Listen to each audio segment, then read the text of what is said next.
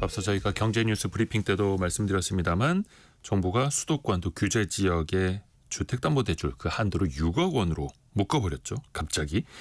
현장이 많이 또 혼란스럽다고 합니다. 그리고 7월 1일 바로 내일부터는 DSR 3단계 규제도 시행이 되고요. 돈벌이 투자 백서 시간에 조금 더 깊이 있게 대출 활용법을 더 스마트하게 한번 정리해드립니다. 금융 크리에이터 손희애 작가 함께합니다. 안녕하세요. 안녕하세요.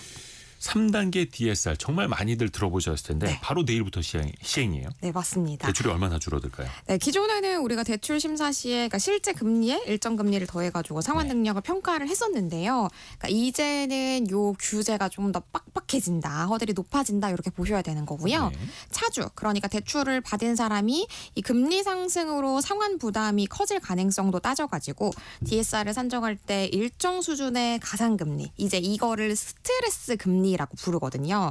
그러니까 요 스트레스 금리를 부과해서 상환 능력 대비 과하게 빚을 내서 집을 사는 걸 방지하겠다라는 겁니다.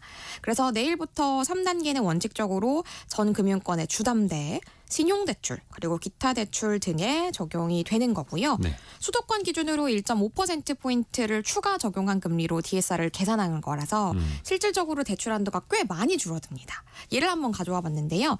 연봉 5천만 원인 직장인이 수도권에서 주담대를 받는다면 기존에 이제 오늘까지 적용되는 2단계 스트레스 DSR 하에서는 약 2억 9천만 원 정도까지 대출이 가능했는데요. 내일부터 3단계가 적용이 되면은 약 2억 5천만 원 수준으로 줄어듭니다. 네. 실제로 적용하는 금리 자체도 수도권 기준으로 1.5%포인트 더한 값으로 적용이 되기 때문에 평균 금리 4%에 1.5%포인트를 더한 5.5% 금리 기준으로 이 상환 능력을 평가받게 되시는 거고요. 그러니까 따지고 본다면 같은 조건을 갖고 있다고 하더라도 이전에 비해서 대출 한도가 한 10에서 15% 정도 줄어든다 이렇게 봐야 될 것 같습니다. 그러니까 고소득자들의 경우에는 27일에 발표된 6억 원 이상은 대출 금지 여기에 걸리고 네. 중저소득자 같은 경우에는 DSR 3단계에 조금 더 민감하게 영향받을 수밖에 없고 맞습니다. 또 주택담보대출 받으실 때 고정금리 그리고 변동금리가 섞여 있는 혼합형으로 받으시는 분들 많거든요. 네. 이 경우에 대출이 더 줄어요? 맞습니다. 왜 그러냐면 이번에 3단계 규제의 이 핵심 중에 하나가 바로 금리 변동 가능성이 있는 상품에는 조금 더 엄격하게 기준을 적용하겠다라는 거예요. 네. 그래서 고정금리 대출을 받을 때보다 변동금리나 혼합형 혹은 주기형 대출 같은 경우에는 아무래도 앞에 어떻게 미래에 어떻게 움직일지 모르니까 조금 더 리스크가 크다라고 보고 네. 이 보수적인 상환 능력을 평가하겠다라고 하는 거예요. 특히나 변동금리 같은 경우에는 이제 우리가 일정 기간이 지나면 금리가 조금씩 적용이 다르게 되잖아요. 네네. 달라지는데 향후에 상환 부담이 더 커질 수 있다라는 점에서 금리가 바뀌는 시점에 대한 시뮬레이션까지 다 포함을 하고 심사를 하게 됩니다. 그러니까 앞으로 가면 갈수록 실질적인 대출 한도가 더 줄어들 수밖에 없다 이렇게 봐야 되는 거겠죠. 이게 수도권이랑 비수도권 뭐 DSR 3단계도 약간 좀 차등을 둔다고 했죠. 네, 맞습니다. 차이가 있습니다. 이번 스트레스 DSR 3단계는 우선 수도권부터 적용이 되는데요. 수도권은 내일 7월 1일부터 바로 적용되고요. 비수도권 지역은 6개월 유예를 해줘서 25년 12월 31일까지 유예가 됩니다. 이게 수도권 집값 상승이랑 가계부채 상승하는 거 급증이 이제 문제가 계속 지적이 됐기 때문에 수도권 먼저 하겠다라고 결정을 한 것 같고요. 그래서 지방 거주자 혹은 비수도권에서 주택을 구매하려고 한다 하시는 분들은 하반기까지는 이제 현재의 기준인 2단계 스트레스 DSR이 적용이 되기 때문에 상대적으로 대출 여력이 조금은 더 높은 상황이다라고 볼 수 있겠죠. 이게 기존에 받았던 대출에는 영향 없는 거죠? 맞습니다. 신규 대출부터 적용이 되는 거고요. 그래서 25년 6월 30일 이전에 대출 신청이 완료된 경우, 그러니까 오늘까지 완료되는 경우에는 기존 네. 규정이 적용이 되는 거고요. 예를 들어서 집단 대출의 경우에는 입주자 모집 공고가 오늘 6월 30일 이전에 이뤄지면 새로운 규제 적용받지 않으시고요. 일반 주담대 역시 약정서 작성이 오늘까지 이뤄지면 2단계 기준으로 심사됩니다. 그래서 이미 대출 받으신 분들 그리고 신청 절차를 마치시는 분들, 오늘까지 마치시는 분들은 요 새로운 규제에 영향 받지 않는다라고 보시면 되겠습니다. 그러니까 이게 규제가 시행될 때 6억 원 이상 수도권 대출 제한 이거 역시 그 전까지 계약서를 쓰고 계약금을 입금했으면 거기까지는 허용이 되는 네, 거고. 맞습니다. 이 DSR 3단계도 마찬가지네요. 대출 신청, 또 분양 같은 경우는 입주자 모집 공고 1, 네. 그리고 또 일반 주담대 역시 약정서 작성 1, 네. 요 기준으로 따지면 된다라는 네, 거고. 그래서 실제로 지난 이제 금요일, 토요일, 일요일 이 주말 동안에 다들 엄청 바쁘셨던 것 같더라고요. 난리가 났었다고. 네, 난리가 났었다. 맞습니다. DSR 3단계. 근데 여기에 예외도 있어요. 네, 맞습니다. 정책 모기지 대출, 그러니까 대표적으로 보금자리론, 디딤돌 대출 이런 것들이 여기에 해당이 되잖아요.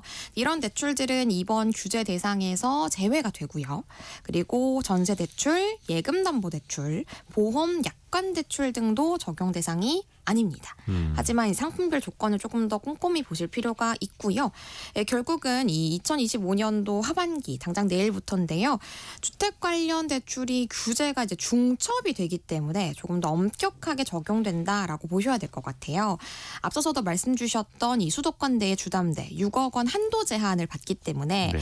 이 규제와 그리고 스트레스 DSR 3단계가 같이 적용이 되면은 굉장히 이제 규제가 타이트해지는 거잖아요. 그래서 주택 구매 혹은 갈아타기를 고려하고 계시다면 반드시 은행 상담 그리고 사전 시뮬레이션 통해서 내가 얼마만큼의 대출을 받을 수 있는지 이 가능 범위를 좀 반드시 확인해 보시는 게 필요하겠습니다.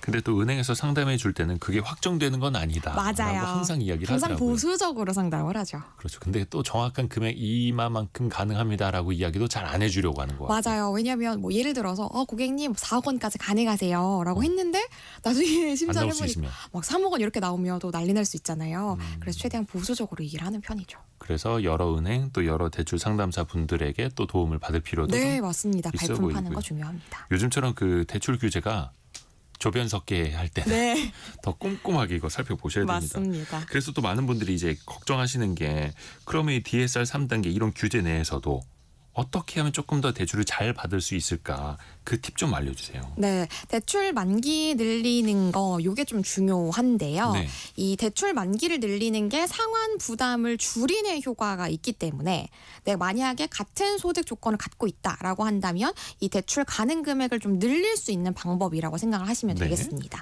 예를 들어서 20년 만기보다는 이 만기를 30년으로 설정을 하면은 매달 갚아야 되는 금액이 줄어들잖아요. 그래서 DSR 기준에 여유가 생기고요. 그만큼 더 많은 금액, 대출 한도를 좀 올려서 대출을 하는 게 가능합니다. 또 기타 부채 상환, 이 기타 부채라는 거는 자동차 할부나 신용대출 같은 것들이 해당이 되는데요.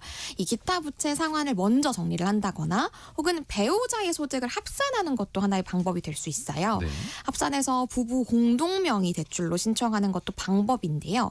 근데 그렇다고 해서 이런 방법을 쓴다고 해서 스트레스 DSR 3단계가 적용이 안 되느냐? 그건 또 아니니까요. 네. 스트레스 DSR의 기준금리를 적용을 받긴 하니까 약간 늘릴 수 있는 방법이라고 보시고 이 실질적인 상승폭은 좀 제한적일 수 있다라는 것도 유의를 하셔야겠습니다.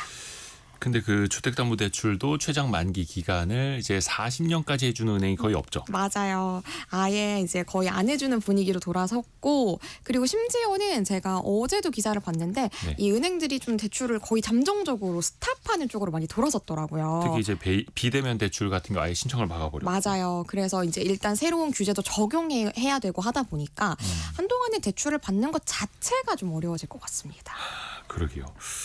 또 이제 많이들 걱정하시는 게 은행에서도 정확히 몇 억, 몇백만 원까지 가능합니다라고 얘기는 확정적으로 잘 안 안 해주려고 해주죠. 하고 그럼 미리 좀 준비를 해야 하는데 네. 대출 한도 얼마까지 가능할지 계산해 볼 수 있는 방법 좀 알려주세요. 있습니다. 금융감독원에서 운영하는 소비자 포털 파인 홈페이지에서 DSR 계산기라는 기능이 있기 때문에 이걸 통해서 본인의 예상 대출 가능 금액 확인하실 수 있어요. 네. 그러니까 지금은 스트레스 DSR 3단계가 아직 시행 자체가 안 됐기 때문에 스트레스 DSR 3단계 반영은 안 돼 있는데요. 내일부터는 시스템 업데이트될 예정이라고 하고요. 또 아울러서 우리가 물론 보수적으로 상담을 해주긴 합니다만 네. 상담을 받아보는 거랑 그냥 그냥 내가 어림짐작으로 온라인에서만 추측하는 거랑은 상당히 차이가 날 수 있거든요. 그래서 시중은행의 대출 상담 창구를 찾아보는 것도 분명히 도움될 수 있고요. 만약에 찾아가는 게 힘드시다면 요즘은 화상으로도 상담을 해주거든요. 아, 그래요? 네, 그래서 애플리케이션에서 신청하시면 화상으로 상담하는 것도 가능하니까 만약 시간적 여유가 안 되시면 그렇게 해보셔도 좋을 것 같습니다. 은행의 대출 담당 직원과 영상 통화하면서 맞습니다. 상담받을 수 있다. 네, 맞아요. 그리고 편리한 세상입니다. 금융 크리에이터 손희애 작가였습니다. 고맙습니다. 감사합니다. 감사합니다.